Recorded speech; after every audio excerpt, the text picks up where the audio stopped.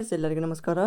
ಇವತ್ತಿನ ಈ ಒಂದು ವಿಡಿಯೋದಲ್ಲಿ ಪ್ರಿವಿಯಸ್ ಇಯರ್ ಎಕ್ಸಾಮಲ್ಲಿ ಕೇಳಿದಂಥ GK ಕ್ವಶನ್ಸ್ಗಳನ್ನು ನಾವಿಲ್ಲಿ ಚರ್ಚೆ ಮಾಡುವ. ಸೊ ಈ ಒಂದು ಪ್ರಶ್ನೆಗಳು ಮುಂಬರುವ village administrative officer, land surveyor, PC, PSI, FDA, SDA ಹಾಗೂ KEA ಮತ್ತು KPSCಯಿಂದ ಕಂಡಕ್ಟ್ ಮಾಡುವಂಥ ಎಲ್ಲ ಒಂದು ಪರೀಕ್ಷೆಗಳಿಗೆ ರಿಪೀಟ್ ಆಗುವ ಸಾಧ್ಯತೆ ಇರುತ್ತೆ. ಸೊ ಮತ್ತು ಈ ಒಂದು ಕ್ವಶನ್ ಪೇಪರ್ ಬಿಡಿಸುವುದರಿಂದ ನಿಮ್ಮ ಒಂದು GK ಪರ್ಫೆಕ್ಟ್ ಆಗುತ್ತಾ ಮತ್ತು ನಿಮಗೆ ಒಂದು ಯಾವುದೇ ತರಹದ ಒಂದು ಕನ್ಫ್ಯೂಷನ್ಸ್ಗಳು ಎಕ್ಸಾಮ್ ಟೈಮಲ್ಲಿ ಅರೈಸ್ ಆಗೋದಿಲ್ಲ. Okay, let's go to the first question. ಯಾವ ಕಾರಣದಿಂದ ಭಾರತವು ಪ್ರತಿ ವರ್ಷ ಫೆಬ್ರವರಿ 28 ರಾಷ್ಟ್ರೀಯ ವಿಜ್ಞಾನ ದಿನ ಅಂತ ಆಚರಣೆ ಮಾಡುತ್ತದೆ? ಫ್ರೆಂಡ್ಸ್, ನಿಮಗೆಲ್ಲರಿಗೂ ಗೊತ್ತಿರುವ ಹಾಗೆ 1928 ಫೆಬ್ರವರಿ 28 ಸರ್ CV ರಾಮನ್ನರು ಬೆಳಕಿನ ಒಂದು ಏನಪ್ಪ ಪ್ರಕಿರಣ ಅಥವಾ ಅದ ಒಂದು Raman effect, the scattering of light ಅಂತ ಅಂತೀವಿ ನಾವು ಇಂಗ್ಲೀಷಲ್ಲಿ. ಸ್ಕ್ಯಾಟ್ರಿಂಗ್ ಆಫ್ ಲೈಟ್, ಬೆಳಕಿನ ಚದುರುವಿಕೆ ಇದನ್ನು ಕಂಡು ಹಿಡಿದುದರಿಂದ ಏನಪ್ಪ ಆ ದಿನವನ್ನು ರಾಷ್ಟ್ರೀಯ ವಿಜ್ಞಾನ ದಿನ ಅಂತ ನಾವು ಆಚರಿಸ್ತೀವಿ. ಅರ್ಥ ಆಯ್ತಾ? ಸೊ ಆಮೇಲೆ ಆಪ್ಷನ್ ಬಿ ನೋಡಬೇಕಾದ್ರೆ ಏನಂತ ಇದೆ ಇಲ್ಲಿ, ಭಾರತವು ಮೊದಲ ಬಾಹ್ಯಾಕಾಶ ನೌಕೆಯನ್ನು ಉಡಾವಣೆ ಮಾಡಿದ ದಿನವಾದ್ದರಿಂದ. ಸೊ ಆ್ಯಕ್ಚುಲಿ ಭಾರತದ ಮೊದಲ ಉಪಗ್ರಹ ಆರ್ಯಭಟ್ಟವನ್ನು ಉಡಾವಣೆ ಮಾಡಿದ್ದು ಏಪ್ರಿಲ್ 1975 ಇದನ್ನು ಉಡಾವಣೆ ಮಾಡಿದ್ದಾರೆ. ಓಕೆ, ನೆಕ್ಸ್ಟ್ ವಿಕ್ರಮ್ ಸಾರಾಭಾಯಿ ಹುಟ್ಟಿದ ದಿನವಾದ್ದರಿಂದ ಅಂತಂದಿದ್ದಾರೆ. ಸೊ ವಿಕ್ರಮ್ ಸಾರಾಭಾಯಿ ಇವರು ಭಾರತದ ಬಾಹ್ಯಾಕಾಶ ವಿಜ್ಞಾನದ ಪಿತಾಮಹ. ಇವರ ಜನ್ಮದಿನ ಆಗಸ್ಟ್ 12. ನೆಕ್ಸ್ಟ್ ನೆಹರು ಅವರು ಭಾರತದಾದ್ಯಂತ ವಿಜ್ಞಾನ ಪ್ರಯೋಗಾಲಯಗಳಿಗೆ ಅಡಿಗಲ್ಲು ಹಾಕಿದ್ದರಿಂದ. ಸೊ ಏನಿಲ್ಲ, ಇವರ ಒಂದು ಹುಟ್ಟಿದ ದಿನ ನವಂಬರ್ 14 ಮಕ್ಕಳ ದಿನಾಚರಣೆ ಅಂತ ನಾವು ಆಚರಿಸ್ತೀವಿ. ನೆಕ್ಸ್ಟ್ ಕ್ವಶನ್, ಕಬ್ಬಿಣದ ಶುದ್ಧ ರೂಪವು ಡ್ಯಾಶ್. ಕಬ್ಬಿಣದ ಶುದ್ಧ ರೂಪ ಯಾವುದಾಗುತ್ತೆ ಇಲ್ಲಿ? Rot iron. ಇದರಲ್ಲಿ ಕಾರ್ಬನ್ ಪ್ರಮಾಣ ಎಷ್ಟಿರುತ್ತೆ? 0.08% ಗಿಂತಲೂ ಕಡಿಮೆ ಇದ್ದು ಇದು ಕಬ್ಬಿಣದ ಅತ್ಯಂತ ಶುದ್ಧ ರೂಪ. ಅಂದರೆ ಕಾರ್ಬನ್ ಪರ್ಸೆಂಟ್ ಜಾಸ್ತಿ ಇತ್ತಂದರೆ ಅದು ಅಶುದ್ಧ ಆಗುತ್ತೆ, ಮತ್ತು ಕಾರ್ಬನ್ ಪರ್ಸೆಂಟ್ ಕಡಿಮೆ ಇತ್ತು ಅಂದರೆ ಅದು ಶುದ್ಧ. ಓಕೆ, ಈಗ ಲೆಟ್ಸ್ ಎಕ್ಸಾಂಪಲ್, ಸ್ಟೀಲ್ ಇದು ಕಾರ್ಬನ್ ಮತ್ತು ಕಬ್ಬಿಣದ ಒಂದು ಸಮ್ಮಿಶ್ರ ಲೋಹ. ಇದರಲ್ಲಿ ಕಾರ್ಬನ್ ಎಷ್ಟಿರುತ್ತೆ? 0.1 to 1.5%. Okay, next cost iron, ಇದರಲ್ಲಿ 2% ಇರುತ್ತೆ. ನೆಕ್ಸ್ಟ್ ಪಿಗ್ ಐರನ್, ಇದು ಅಶುದ್ಧ ಕಬ್ಬಿಣವಾಗಿದ್ದು ಇದರಲ್ಲಿ 3.5 to 4.5% ಕಾರ್ಬನ್ ಇರುತ್ತೆ. ಸೊ ನೆಕ್ಸ್ಟ್ ಕ್ವಶನ್ ನೋಡಿ, ದೆಹಲಿಯಲ್ಲಿರುವ ಯಾರ ಸಮಾಧಿಯನ್ನು ವಿಜಯ್ ಘಾಟ್ ಎಂದು ಕರೆಯುತ್ತಾರೆ? ಸೊ ವಿಜಯ್ ಘಾಟ್ ಅನ್ನೋದು ಇದು ಭಾರತದ 2ನೇ ಪ್ರಧಾನಿ ಲಾಲ್ ಬಹದ್ದೂರ್ ಶಾಸ್ತ್ರಿ ಇವರ ಒಂದು ಸಮಾಧಿ ಸ್ಥಳವೇ ವಿಜಯ್ ಘಾಟ್. ಸೊ ಇಲ್ಲಿ ನಾವು ರಾಜೀವ್ ಗಾಂಧಿ ಅಂತ ನೋಡಬೇಕಾದ್ರೆ ರಾಜೀವ್ ಗಾಂಧಿ ಅವ್ರದ್ದು ವೀರಭೂಮಿ ಅಂತ ಬರುತ್ತೆ ನೋಡಿ, ನಾಳೆ ಕೇಳ್ತಾನೆ ಎಕ್ಸಾಮಲ್ಲಿ ನಿಮಗೆ. ಇದು ಇಲ್ಲಿ ವಿಜಯ್ ಘಾಟ್ ಅಂತ ಕೇಳಿದ್ರು, ನಾಳೆ ವೀರಭೂಮಿ ಈ ಸಮಾಧಿಯನ್ನು ಯಾರ ಸಮಾಧಿಯನ್ನು ಹೀಗೆಂದು ಕರೆಯಲಾಗುತ್ತದೆ ಅಂತ ಕೇಳ್ಬೋದು. ನೆಕ್ಸ್ಟ್ ಜಗಜ್ಜೀವನ್ ರಾಮ್ ಇವರದು ಸಮತಾ ಸ್ಥಳ ಯಾವುದು? ಸಮತಾ ಸ್ಥಳ. ಓಕೆ, ನೆಕ್ಸ್ಟ್ ಜವಾಹರ್ಲಾಲ್ ನೆಹರು ಇವರದು ಶಾಂತಿವನ.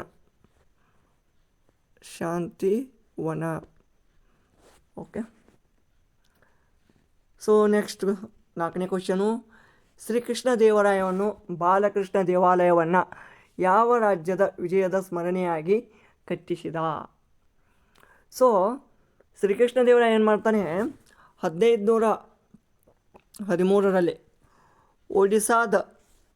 ಒಡಿಸ್ಸಾದ ಗಜಪತಿ ರಾಜಕುಮಾರ ಪ್ರತಾಪರುದ್ರದೇವನ ಮೇಲಿನ ಒಂದು ವಿಜಯದ ನೆನಪಿಗಾಗಿ ಇದನ್ನು ಕಟ್ಟಿಸ್ತಾನೆ. ಆಮೇಲೆ ಇವನು ಇಲ್ಲಿ ಕೇರಳ ಅಂತ ಕೊಟ್ಟಿದ್ದಾರೆ. ಸೊ ಶ್ರೀಕೃಷ್ಣ ದೇವರಾಯ ಈ ಒಂದು ವಿಜಯ ಯಾತ್ರೆಯ ನೆನಪಿಗಾಗಿ ಬಾಲಕೃಷ್ಣ ದೇವಾಲಯ ನಿರ್ಮಿಸಿದ್ದು ಒಡಿಸ್ಸಾ ಮತ್ತು ಉದಯಗಿರಿ. ಓಕೆ, ನೆಕ್ಸ್ಟ್ ಇಲ್ಲಿ ಗೋವಾ. ಈ ಒಂದು ವಿಜಯನಗರ ಕಾಲದಲ್ಲಿ ಪೋರ್ಚುಗೀಸರೊಂದಿಗೆ ವ್ಯಾಪಾರ ಸಂಬಂಧವಿತ್ತು ಆ ಒಂದು ಟೈಮಲ್ಲಿ. ಆಮೇಲೆ ಬಿಜಾಪುರ್, ಇದು ಬಿಜಾಪುರದ ಆದಿಲ್ಶಾಹಿಗಳ ವಿರುದ್ಧ ರಾಯಚೂರು ಯುದ್ಧದಲ್ಲಿ ಗೆದ್ದಿದ್ದ. ಸುಮ್ಮನೆ ನಿಮಗೊಂದು ಮಾಹಿತಿ ಇರಲಿ ಅಂತ ಹೇಳ್ತಾ ಇದ್ದೀನಿ. ನೆಕ್ಸ್ಟ್ ಇದು 2022ದು ಒಂದು ಕರೆಂಟ್ ಅಫೇರ್ಸ್. ಆ ಒಂದು ಟೈಮಲ್ಲಿ ಆ ಒಂದು ಪ್ರಶ್ನೆ ಪತ್ರಿಕೆ ಇರೋದ್ರಿಂದ ಇಲ್ಲಿ ಈ ಕೆಳಕಂಡ ಯಾವ ಸಂಸ್ಥೆಯು ಉತ್ಕರ್ಷ 2022 ಮಧ್ಯಮ ಅವಧಿಯ ಕಾರ್ಯತಂತ್ರದ ಚೌಕಟ್ಟು ಎಂಬ ಕಾರ್ಯಕ್ರಮಕ್ಕೆ ಸಹಭಾಗಿತ್ವವನ್ನು ಹೊಂದಿದೆ? ಸೊ ಸರಿಯಾದ ಉತ್ತರ ಆಗುತ್ತೆ RBI.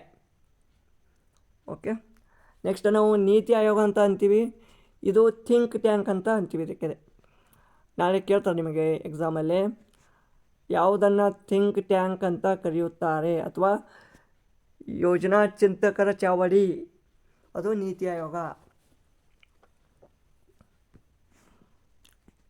ಆಮೇಲೆ ನೆಕ್ಸ್ಟ್ ನೋಡಿ, ಒಬ್ಬ ವ್ಯಕ್ತಿಯ ಕಣ್ಣಿನಲ್ಲಿ ನಿರ್ದಿಷ್ಟ ವರ್ಣದ್ರವ್ಯವು ಯಾವ ಭಾಗದಲ್ಲಿ ಇರುವ ಕಾರಣ ಕಣ್ಣು ಕಂದು ಬಣ್ಣವಾಗಿ ಮತ್ತು ನೀಲಿ ಬಣ್ಣವಾಗಿ ಅಥವಾ ಕಪ್ಪು ಬಣ್ಣವಾಗಿ ಕಾಣುತ್ತದೆ?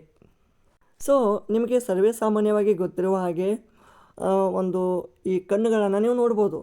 ಆ ಕಣ್ಣಲ್ಲಿ ಒಬ್ಬೊಬ್ರದ್ದು ಕಪ್ಪು ಕಣ್ಣಿರ್ತಾವ, ಆಮೇಲೆ ನೀಲಿ ಕಣ್ಣು ಅಂದರೆ ಬ್ಲೂ ಐಸ್ ಅಂತ ನೋಡಿರ್ಬೋದು ನೀವು. ಆ ಬ್ಲೂ ಐಸ್ ಮತ್ತು ಆ ಒಂದು ಕಂದು ಆಗಲಿ ಅಥವಾ ಕಪ್ಪು ಆಗಲಿ ಬ್ಲ್ಯಾಕ್, ಅದು ಕಾಣಲಿಕ್ಕೆ ಕಣ್ಣಿನ ಒಂದು ಯಾವ ಪಾರ್ಟಲ್ಲಿ ಈ ಒಂದು ವರ್ಣದ್ರವ್ಯ, ಈ ಒಂದು ಮಟೀರಿಯಲ್ ಇರುತ್ತೆ ಅಥವಾ ಮ್ಯಾಟರ್ ಇರುತ್ತೆ. ಓಕೆ, ಈಗ ಲೆಟ್ಸ್ ಎಕ್ಸಾಂಪಲ್ ನೀವು ಐಶ್ವರ್ಯ ರೈ ಇವರ ಒಂದು ಕಣ್ಣನ್ನು ನೋಡ್ಬೋದು. ಆಮೇಲೆ ಈ ಒಂದು ಇಂಗ್ಲೆಂಡ್ದ ಸ್ಪೋರ್ಟ್ಸ್ಮ್ಯಾನ್ ಒಬ್ಬ ಇದ್ದಾನೆ, ಯಾರಪ್ಪ, ಜೋಸ್ ಬಟ್ಲರ್ ಅಂತ. ಸೊ ಅವರ ಒಂದು ಕಣ್ಣನ್ನು ಒಂದು ನೋಡ್ಬೋದು, ಅಲ್ಲಿ ಬ್ಲೂ ಐಸ್ ಕಾಣ್ತವೆ. ಸೊ ಅದು ಇಲ್ಲಿ ಮಧ್ಯದಲ್ಲಿ ಕಾಣ್ತದೆ, ಇಲ್ಲಿ ಜಸ್ಟ್ ಕಮೆಂಟ್. ಓಕೆ, ಈ ಒಂದು ಭಾಗದಲ್ಲಿ ಇಲ್ಲಿ ಇವು ಇವು ಏನು ಕಾಣ್ತವ, ಈ ವಿವಿಧ ಬಣ್ಣ, ನೀಲಿ, ಕಂದು, ಕಪ್ಪು. ಬಟ್ ಆ ಪಾರ್ಟನ್ನು ಏನಂತೀವಿ ನಾವು, ಐರಿಸ್ ನೋಡಿ, ಇಂಗ್ಲೀಷಲ್ಲಿ ಕೂಡ ನೆನಪಿಟ್ಕೊಳ್ಳಿ, ಐರಿಸ್ ಅಂತ.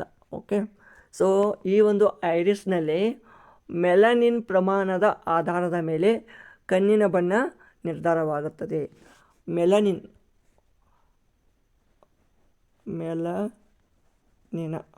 ಇದರ ಒಂದು ಪ್ರಮಾಣದ ಮೇಲೆ.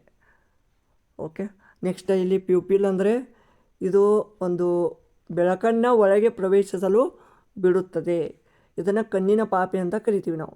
ನೆಕ್ಸ್ಟ್ ಕಾರ್ನಿಯಾ, ಇದು ಕಣ್ಣಿನ ಮುಂಭಾಗದ ಪಾರದರ್ಶಕ ರಕ್ಷಣಾ ಪದರ, ಅಂದರೆ ಇದೊಂದು ಟ್ರಾನ್ಸ್ಪರೆಂಟ್.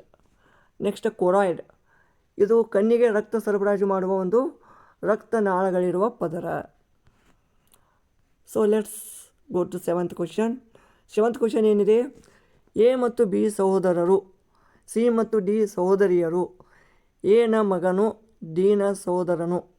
ಹಾಗಾದರೆ ಸಿಯೊಂದಿಗೆ ಬಿ ಯಾವ ಸಂಬಂಧವನ್ನು ಹೊಂದಿದ್ದಾನೆ? ಈಗ ನೋಡಿ, ಎ ಮತ್ತು ಬಿ ಸಹೋದರರು ಇಬ್ಬರು ಒಬ್ರಿಗೊಬ್ರು ಸಹೋದರರು ಅದಾರ, ಎ ಮತ್ತು ಬಿ.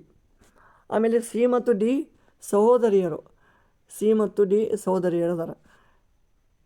ಇದು ಮೇಲ, ಸ್ಕ್ವೇರ್ ಅಂದರೆ ಮೇಲು, ಆಮೇಲೆ ಸರ್ಕಲ್ ಅಂದರೆ ಫಿಮೇಲು.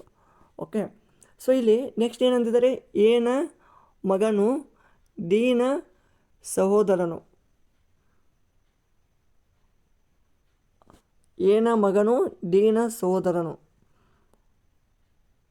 ಹಾಗಾದರೆ ಸಿ ಯೊಂದಿಗೆ ಬಿ ಯಾವ ಸಂಬಂಧವನ್ನು ಹೊಂದಿದ್ದಾನೆ?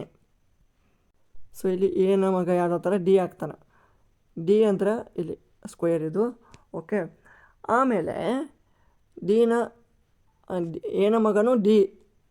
ಓಕೆ, ಸೊ ನೆಕ್ಸ್ಟ್ ಏನದ ಬಿ ಯು ಅಂದರೆ ಇಲ್ಲಿ ಎನ ಮಕ್ಕಳು ಯಾರು ಆಗ್ತಾರೆ ಸಿ ಮತ್ತು ಡಿ ಆಗ್ತಾರೆ.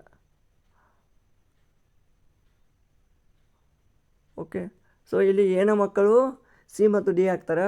ಬಿ ಯು ಎನ ಸಹೋದರ ಆಗಿದ್ದಾನೆ. ಸೊ ಅದಕ್ಕೆ ಸಿಗೆ ಏನಾಗ್ತಾನೆ ಚಿಕ್ಕಪ್ಪ ಆಗ್ತಾನೆ. ಅರ್ಥ ಆಯ್ತಾ? ಸೊ ಎ ಯು ಸಿಗೆ ತಂದೆ ಆಗುತ್ತಾನೆ, ಯು ಸಿ.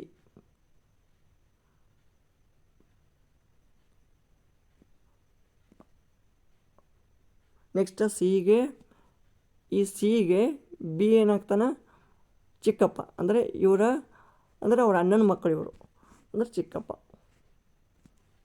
ಓಕೆ, ನೆಕ್ಸ್ಟ್ ಕರ್ನಾಟಕದ ನಾಡಗೀತೆಯಾದ ಜಯ ಭಾರತ ಜನನಿಯ ತನುಜಾತೆಯ ರಚನಾಕಾರರು ಯಾರು? ಸೊ ಸಿಂಪಲ್ ಅದ, ಇದು ಕುವೆಂಪು ಅವರು, ರಾಷ್ಟ್ರಕವಿ ಕುವೆಂಪು. ನೆಕ್ಸ್ಟ್ ಗೋಪಾಲಕೃಷ್ಣ ಅಡಿಗ ಇದಕ್ಕೆ ಫೇಮಸ್, ನವ್ಯ ಸಾಹಿತ್ಯದ ಪ್ರಮುಖ ಕವಿ. ನೆಕ್ಸ್ಟ್ ಕೆ ಶಿವರಾಮ್ ಕಾರಂತ್, ಇವರ ಒಂದು ಮರಳಿ ಮಣ್ಣಿಗೆ, ಮುಕ್ಕಜ್ಜಿಯ ಕನಸುಗಳು ಬರೆದಂಥ ಕಡಲ ತೀರದ ಭಾರ್ಗವ ಅಂತ ಕರಿತೀವಿ. ನೆಕ್ಸ್ಟ್ ಗೋವಿಂದರಾವ್ ನಾಯಕ್, ಇವರು ಕೂಡ ಕನ್ನಡದ ಲೇಖಕರು. ಭಾರತ ರಾಷ್ಟ್ರೀಯ ಕಾಂಗ್ರೆಸ್ನ ಯಾವ ಅಧಿವೇಶನದಲ್ಲಿ ತೀವ್ರಗಾಮಿ ಮತ್ತು ಮಂದಗಾಮಿಗಳ ನಡುವೆ ವಿಭಜನೆ ಏರ್ಪಟ್ಟಿತ್ತು? Very very important question. ಇದಕ್ಕೆ ಸೂರತ್ ಸ್ಪ್ಲಿಟ್ ಅಂತ ಕರಿತೀವಿ, ಸೂರತ್ ವಿಭಜನೆ.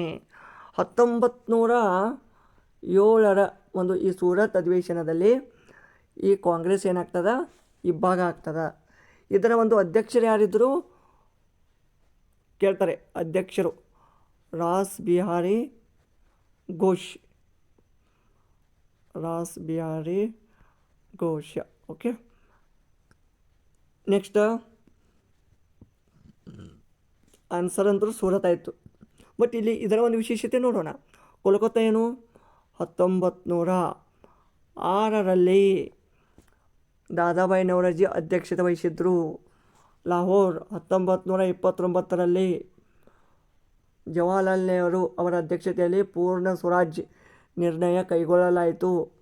ಬಾಂಬೆ 1885ರಲ್ಲಿ INCಯ ಪ್ರಥಮ ಅಧಿವೇಶನ ನಡೆದ ಸ್ಥಳ, ಅದರ ಒಂದು ಅಧ್ಯಕ್ಷತೆ WC ಬ್ಯಾನರ್ಜಿ. ಇಲ್ಲಿ ಟೋಟಲ 72 ಜನ ಏನಪ್ಪ ಪಾಲ್ಗೊಂಡಿದ್ದರು ಮೊದಲ ಒಂದು ಈ ಕಾಂಗ್ರೆಸ್ ಅಧಿವೇಶನದಲ್ಲಿ. Okay, so answer is the Surat. Next ಲೋಕಸಭೆಯ ಸಚಿವಾಲಯವು ನೇರವಾಗಿ ಯಾರ ಉಸ್ತುವಾರಿಗೆ ಬರುತ್ತದೆ? ಸೊ ಇಲ್ಲಿ ಸರಿಯಾದ ಉತ್ತರ ಲೋಕಸಭೆ ಸ್ಪೀಕರ್ ಅಂತ ಬರುತ್ತೆ. ಯಾಕೆ ಲೋಕಸಭೆ ಸ್ಪೀಕರ್? ಯಾಕೆ ಲೋಕಸಭಾ ಸಚಿವಾಲಯವು ಸ್ಪೀಕರ್ ಅವರ ನೇರ ಆಡಳಿತಾತ್ಮಕ ನಿಯಂತ್ರಣದಲ್ಲಿರ್ತದೆ. ಸೊ ಲೋಕಸಭೆಗೆ ಅದರ ಒಂದು ಹೆಡ್ ಅಂದ್ರೆ ಏನಾಗ್ತಾರೆ ಸ್ಪೀಕರ್ ಬರ್ತಾರೆ. ಸಚಿವಾಲಯ, ಲೋಕಸಭೆ ಸಚಿವಾಲಯ ಅಂದಿದ್ದಾರೆ ಇಲ್ಲಿ. ಓಕೆ, ವಿಂಬಲ್ಡನ್ ಚಾಂಪಿಯನ್ಶಿಪ್ ಆಟವನ್ನು ಎಲ್ಲಿ ಆಡಲಾಗುತ್ತದೆ? ಸೊ ಸಿಂಪಲ್ ಅದ ವಿಂಬಲ್ಡನು. ಸೊ ವಿಂಬಲ್ಡನ್ ಅಂದರೆ ಇದು ಏನಪ್ಪ UK ಬರುವಂಥ ಒಂದು ಪ್ರದೇಶ. ಸೊ ಇದು ವಿಂಬಲ್ಡನ್, ಇದು ಲಂಡನ್ನಲ್ಲಿ ಒಂದು ಹುಲ್ಲಿನ ಅಂಕಣದಲ್ಲಿ, ಹುಲ್ಲಿನ ಅಂಕಣ ಅಂದರೆ ಗ್ರಾಸ್ ಕೋರ್ಟಲ್ಲಿ ಆಡ್ತಾರೆ. ಈಗಾಗಲೇ ಹೇಳಿದ್ದೀನಿ ನಾನು ನಿಮಗೆ. ಆಮೇಲೆ ಈ ಆಸ್ಟ್ರೇಲಿಯನ್ ಓಪನ್ ಮತ್ತು US ಓಪನ್ ಇವು ಎರಡನ್ನ ಹಾರ್ಡ್ ಕೋರ್ಟಲ್ಲಿ, ಆಮೇಲೆ ಫ್ರಾನ್ಸನ್ನು ಕ್ಲೇ ಕೋರ್ಟಲ್ಲಿ ಆಡ್ತಾರೆ. ಸೊ ಇದಿಷ್ಟು ನೆನಪಿರ್ಬೇಕು ನಿಮಗೆ. ಸೊ ಇನ್ನೊಂದು ವಿಶೇಷತೆ ಅಂದರೆ ಸ್ವೀಡನಲ್ಲಿ ಯಾವುದೇ ಥರದ ಗ್ರ್ಯಾಂಡ್ ಸ್ಲ್ಯಾಮನ್ನು ನಡೆಸೋದಿಲ್ಲ. ನೆಕ್ಸ್ಟ್ ಈ ಕೆಳಕಂಡ ಯಾವ ಉಪಕರಣದಿಂದ ಗಾಳಿಯ ಆರ್ದ್ರತೆಯನ್ನು ಅಳೆಯುತ್ತಾರೆ? ಇದು ವಾತಾವರಣದ ತೇವಾಂಶ ಮತ್ತು ಆರ್ದ್ರತೆಯನ್ನು ಅಳಿಲಿಕ್ಕೆ ಹೈಗ್ರೋಮೀಟರ್ ಅನ್ನು ಬಳಸ್ತೀವಿ. ಆಮೇಲೆ ಇದು ಹೈಡ್ರೋಮೀಟರ್ ಇದಕ್ಕೆ, ಇದು ದ್ರವಗಳ ಸಾಪೇಕ್ಷ ಸಾಂದ್ರತೆ. ನೆಕ್ಸ್ಟ್ ಎಪಿಸೋಮೀಟರ್, ಇದು ನಕ್ಷೆಯಲ್ಲಿ ರಸ್ತೆ ಅಥವಾ ನದಿಗಳ ಒಂದು ಉದ್ದವನ್ನು ಅಳಿಲಿಕ್ಕೆ. ನೆಕ್ಸ್ಟ್ ಬ್ಯಾರೋಮೀಟರ್, ಪ್ರೆಷರ್, ವಾತಾವರಣದ ಒಂದು ಅಥವಾ ಒಂದು ವಾಯುಮಂಡಲದ ಒತ್ತಡವನ್ನು ಅಳಿಲಿಕ್ಕೆ. ನೆಕ್ಸ್ಟ್ ರಾಮದೇವರ ಬೆಟ್ಟ, ರಣಹದ್ದುಗಳ ಪಕ್ಷಿಧಾಮ, ಇದು ಎಲ್ಲಿದೆ? ಇದು ರಾಮನಗರ ಜಿಲ್ಲೆಯಲ್ಲಿದೆ. ರಾಮನಗರದಲ್ಲಿರುವ ರೇಷ್ಮೆಯ ನಗರಿ ಬೆಟ್ಟ ಅಂತಲೂ ಈ ಒಂದು ರೇಷ್ಮೆ ನಗರಿಯ ಬೆಟ್ಟ ಪ್ರದೇಶದಲ್ಲಿ ಕಂಡುಬರ್ತದೆ. ನೆಕ್ಸ್ಟ್ ತುಮಕೂರಿದು ಕೃಷ್ಣ ಮೃಗ ಅಭಯಾರಣ್ಯಕ್ಕೆ ಹೆಸರುವಾಸಿ. ನೆಕ್ಸ್ಟ್ ಕೋಲಾರ ಬಂಗಾರದ ಗಣಿ, KGF ಚಿನ್ನದ ಗಣಿ, ಅದೇ ಕೋಲಾರದಲ್ಲೇ KGF ಬರುತ್ತೆ. ಓಕೆ. ನೆಕ್ಸ್ಟ್ ಒಂದು ಹಡಗು ಪಶ್ಚಿಮದಿಂದ ಪೂರ್ವಕ್ಕೆ ತನ್ನ ಅಂತಾರಾಷ್ಟ್ರೀಯ ದಿನಾಂಕ ರೇಖೆಯನ್ನು ದಾಟಿದಾಗ, ಅಂತಾರಾಷ್ಟ್ರೀಯ ದಿನಾಂಕ ರೇಖೆಯಲ್ಲಿ ಬರ್ತದೆ. ಈಗ ಇದನ್ನು ಒಂದು ಪೃಥ್ವಿ ಅಂತ ಅಂದ್ಕೊಂಡ್ರೆ ಇಲ್ಲೆಲ್ಲ ಭಾರತ ಅಂದು, ಇದು ರಷ್ಯಾ, ಇದೆಲ್ಲ ಇಷ್ಟು ಈ ಕಡೆ ಎಲ್ಲ ಹೋಗುತ್ತೆ. ನೆಕ್ಸ್ಟ್ ಇದು ಉತ್ತರ ಅಮೇರಿಕಾ ಬರುತ್ತದೆ, ಅಂದರೆ ಅಲಾಸ್ಕಾ, ಕೆನಡಾ, ಓಕೆ, ಇಷ್ಟೆಲ್ಲ ಬರುತ್ತೆ. ನೆಕ್ಸ್ಟ್ ಇಲ್ಲಿ ಆಸ್ಟ್ರೇಲಿಯಾ ಬರುತ್ತೆ. ಓಕೆ, ಇದೆಲ್ಲ ಏನು? ಇದು Pacific, okay, Pacific ocean. So ಇಲ್ಲಿ ಅಂತಾರಾಷ್ಟ್ರೀಯ ಗಡಿ ರೇಖೆ ಅದ, ಇಲ್ಲಿ ಸ್ವಲ್ಪ ಅಂಕುಡೊಂಕಾಗಿ ಬರ್ತದೆ. ಓಕೆ. ಸೊ ಈಗ ಒಂದು ವೇಳೆ ಇಲ್ಲಿ ಏನು ಕೇಳಿದ್ದಾರೆ? ಪಶ್ಚಿಮದಿಂದ ಪೂರ್ವಕ್ಕೆ ತನ್ನ ಅಂತಾರಾಷ್ಟ್ರೀಯ ದಿನಾಂಕ ರೇಖೆಯನ್ನು ದಾಟಿದಾಗ ಅಂತ ಹೇಳಿದ್ದಾರೆ. ಸೊ ಈಗ ಪಶ್ಚಿಮ, ಈ ಪಶ್ಚಿಮದಿಂದ ಈ ಕಡೆ ಪೂರ್ವಕ್ಕೆ ಬಂದರೆ ಇದು ವೆಸ್ಟ್, ಇದು ಈಸ್ಟು. ಈ ಕಡೆ ಬಂದರೆ ಏನಾಗುತ್ತಾ? ಈ ಒಂದು ಅಂತಾರಾಷ್ಟ್ರೀಯ ದಿನಾಂಕ ರೇಖೆಯನ್ನು ಪಶ್ಚಿಮದಿಂದ ಪೂರ್ವಕ್ಕೆ ದಾಟಿದಾಗ ಒಂದು ದಿನ ಹೆಚ್ಚಾಗ್ತದೆ. ಇಲ್ಲಿ ಒಂದು ದಿನವನ್ನು ಗಳಿಸ್ತೀವಿ ನಾವು. ಓಕೆ, ಇಲ್ಲಿ ಆಪ್ಷನ್ ಬಿ ಆಗ್ತದೆ ಆನ್ಸರ್. ಅರ್ಥ ಆಯ್ತಾ? ಯಾಕೆಂದರೆ ಹೊಸ ದಿನ ಸ್ಟಾರ್ಟ್ ಆಗೋದು ಇಲ್ಲಿ, ಇದು ಯಾವುದಿದು? ಸಾರಿ, ಇಲ್ಲಿ ಬರುತ್ತೆ ಜಪಾನ್. ಓಕೆ, ಜಪಾನ್ ಸೂರ್ಯೋದಯ ಆಗುವಂಥ ನಾಡು ಅಂತ ಜಪಾನ್ ಅಂತ ಅಂತೀವಿ ನಾವು. ಇಲ್ಲಿ ಈ ಕಡೆ ಸ್ಟಾರ್ಟ್ ಆಗ್ತದೆ ಹೊಸ ಡೇ. ಓಕೆ, ಸೊ ಇಲ್ಲಿ ಒನ್ ಡೇ ಹಿಂದಿರುತ್ತೆ ಇದು.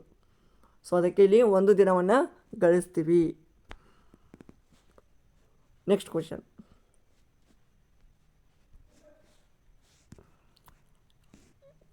ಸೆಪ್ಟೆಂಬರ್ 9, 2019 ರ್ಯಾಮನ್ ಮ್ಯಾಗ್ಸೆಸೆ ಅವಾರ್ಡ್ 2019 ಸ್ವೀಕರಿಸಿದವರು ಯಾರು? ರವೀಶ್ ಕುಮಾರ್ ಅವರು NDTV ಈ ಒಂದು ಪತ್ರಕರ್ತ ಇವರು. ಓಕೆ, 2019 ಮ್ಯಾಗ್ಸೆಸೆ ನೀಡಿ ಗೌರವಿಸಲಾಯಿತು. ನೆಕ್ಸ್ಟ್ ಕಿರಣ್ ಬೇಡಿ ಅವರಿಗೂ ಕೂಡ ರ್ಯಾಮನ್ ಮ್ಯಾಗ್ಸೆಸೆ ಸಿಕ್ಕಿದೆ. ಅವರಿಗೆ 1994 ಮ್ಯಾಗ್ಸೆಸೆ ಪಡೆದ ಭಾರತದ ಮೊದಲ ಮಹಿಳಾ IPS ಅವರು. ನೆಕ್ಸ್ಟ್ TN ಶೇಷನ್, ಇವರು ಕೂಡ 1996 ರ್ಯಾಮನ್ ಮ್ಯಾಗ್ಸೆಸೆ ಪಡೆದ ಮಾಜಿ ಮುಖ್ಯ ಚುನಾವಣಾ ಆಯುಕ್ತ. ನೆಕ್ಸ್ಟ್ ಸಂಜಯ್ ಚತುರ್ವೇದಿ 2015 ಈ ಮ್ಯಾಗ್ಸೆಸೆ ಪಡೆದ IFS ಅಧಿಕಾರಿ. ಓಕೆ. ನೆಕ್ಸ್ಟ್ ಯಾವ ದಿನವನ್ನು ಕರ್ನಾಟಕ ರಾಜ್ಯೋತ್ಸವ ದಿನವನ್ನಾಗಿ ಆಚರಿಸಲಾಗುತ್ತದೆ? ನವೆಂಬರ್ 1. 1956 ನವೆಂಬರ್ 1 ವಿಶಾಲ ಮೈಸೂರು ರಾಜ್ಯ ಉದಯವಾಯಿತು. ಓಕೆ. ನೆಕ್ಸ್ಟ್ ಅಕ್ಟೋಬರ್ 16 ವಿಶ್ವ ಆಹಾರ ದಿನ ಅಂತ ಆಚರಿಸ್ತೀವಿ. ನೆಕ್ಸ್ಟ್ 17ನೇ ಕ್ವೆಶ್ಚನು. ಕೆಂಪು, ಹಸಿರು, ನೀಲಿ ಬಣ್ಣದ 3 ಡಬ್ಬಗಳಲ್ಲಿ 108 ಚೆಂಡುಗಳಿವೆ. ನೀಲಿ ಬಣ್ಣದ ಡಬ್ಬದಲ್ಲಿ ಇರುವುದಕ್ಕಿಂತ 2 ಪಟ್ಟು ಹೆಚ್ಚಿನ ಚೆಂಡುಗಳು ಹಸಿರು ಮತ್ತು ಕೆಂಪು ಡಬ್ಬಗಳಲ್ಲಿವೆ, ಮತ್ತು ಕೆಂಪು ಬಣ್ಣದ ಡಬ್ಬದಲ್ಲಿ ನೀಲಿ ಬಣ್ಣದ ಡಬ್ಬಕ್ಕಿಂತ 2 ಪಟ್ಟು ಹೆಚ್ಚು ಚೆಂಡುಗಳಿವೆ. ಹಾಗಾದರೆ ಹಸಿರು ಬಣ್ಣದ ಡಬ್ಬದಲ್ಲಿ ಎಷ್ಟು ಚೆಂಡಗಳಿವೆ? ಸೊ ಇಲ್ಲಿ ಈ ಒಂದು ಪ್ರಶ್ನೆಯಲ್ಲಿ ನೀಡಲಾದಂಥ ಒಂದು ದತ್ತಾಂಶದಲ್ಲಿ ಓಕೆ ಕೆಲವೊಂದಿಷ್ಟು ಏನಾಗದ ಸ್ವಲ್ಪ ಗೊಂದಲಮಯವಾಗಿದೆ. ಸೊ ಅದಕ್ಕೆ ಆಫಿಷಿಯಲ್ ಆಗಿ ಈ ಒಂದು ಪ್ರಶ್ನೆಗೆ ಗ್ರೇಸ್ ಅಂಕವನ್ನು ಕೊಡಲಾಗಿದೆ. ಸೊ ಅದಕ್ಕೆ ಈ ಒಂದು ಕ್ವಶನ್ನ ಬಿಟ್ಟುಬಿಡಿ, ಲೀವ್ ಇಟ್. ಅಂದರೆ ಆ್ಯಸ್ ಪರ್ ದ ಒಂದು ಕ್ವಶನ್ ಪೇಪರ್ ಕೀ ಆನ್ಸರ್ದು ಇದಕ್ಕೆ ಗ್ರೇಸ್ ಅಂಕವನ್ನು ಕೊಟ್ಟಿದ್ದಾರೆ. ನೆಕ್ಸ್ಟ್, ಮೆಟ್ಟೂರು ಅಣೆಕಟ್ಟನ್ನು ಯಾವ ನದಿಗೆ ಅಡ್ಡಲಾಗಿ ಕಟ್ಟಲಾಗಿದೆ? ಸೊ ಇದನ್ನು ತಮಿಳುನಾಡಿನ ಸೇಲಂ ಜಿಲ್ಲೆಯಲ್ಲಿ ಕಾವೇರಿ ನದಿಗೆ ಅಡ್ಡಲಾಗಿ ಕಟ್ಟಲಾಗಿದೆ. ಸೊ ನೆಕ್ಸ್ಟ್, ಕಾವೇರಿಗೆ ಮತ್ತೊಂದು ಯಾವುದಪ್ಪ? KRS dam. Okay, KRS dam ಇದು ನಮ್ಮ ಕರ್ನಾಟಕದಲ್ಲಿ. ನೆಕ್ಸ್ಟ್, ನರ್ಮದಾ ನದಿಗೆ ಸರ್ದಾರ್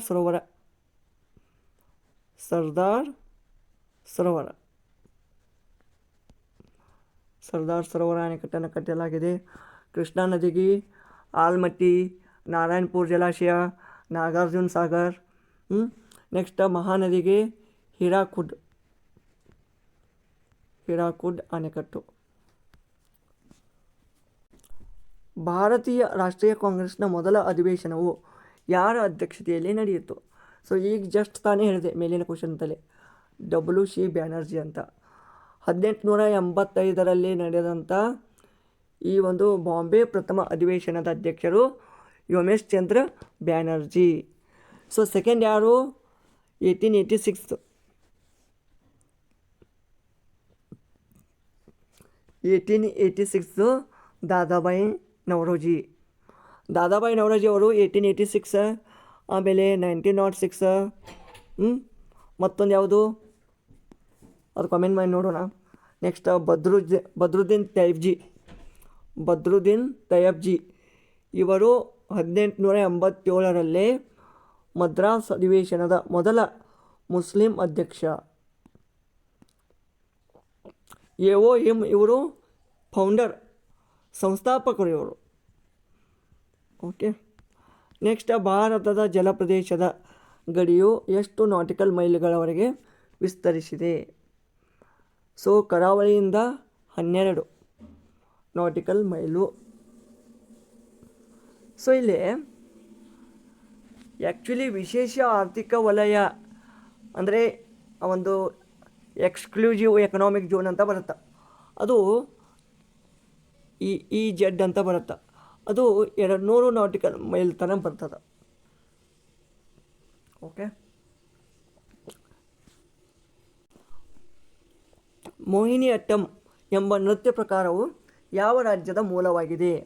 ಅದು ಕೇರಳದಲ್ಲಿ ಮೋಹಿನಿ ಅಟ್ಟಂ, ಕುಡಿಯಟ್ಟಂ, ಕಥಕ್ಕಳಿ ಇದು ಕೇರಳದ ಶಾಸ್ತ್ರೀಯ ನೃತ್ಯ. ಕರ್ನಾಟಕದಲ್ಲಿ ಯಕ್ಷಗಾನ ಮತ್ತು ಡೊಳ್ಳು ಕುಣಿತ. ಆಮೇಲೆ ಒಡಿಸ್ಸಾದಲ್ಲಿ ಒಡಿಸ್ಸಿ, ತಮಿಳುನಾಡಿನಲ್ಲಿ ಭರತನಾಟ್ಯಂ. ಈ ಕೆಳಗಿನ ಯಾವುದು ವಾಷಿಂಗ್ ಸೋಡಾದ ಸಾಮಾನ್ಯ ಹೆಸರು? Sodium carbonate. ಇದು ಸೋಡಿಯಂ ಬೈಕಾರ್ಬೋನೇಟ್, ಇದು ಬೇಕಿಂಗ್ ಸೋಡಾ. ಯಾವುದು ಬೇಕಿಂಗ್ ಸೋಡಾ ಬರ್ತದೆ. ಆಮೇಲೆ ಕ್ಯಾಲ್ಸಿಯಂ ಕಾರ್ಬೋನೇಟ್ ಅಂದರೆ ಲೈಮ್ ಸ್ಟೋನ್, ಸುಣ್ಣದ ಕಲ್ಲು. ಆಮೇಲೆ ಕ್ಯಾಲ್ಸಿಯಂ ಬೈಕಾರ್ಬೋನೇಟ್ ಅಂದರೆ ಇದು ನೀರಿನ ಗಡಸುತನಕ್ಕೆ ಕಾರಣವಾಗುವ ಲವಣ.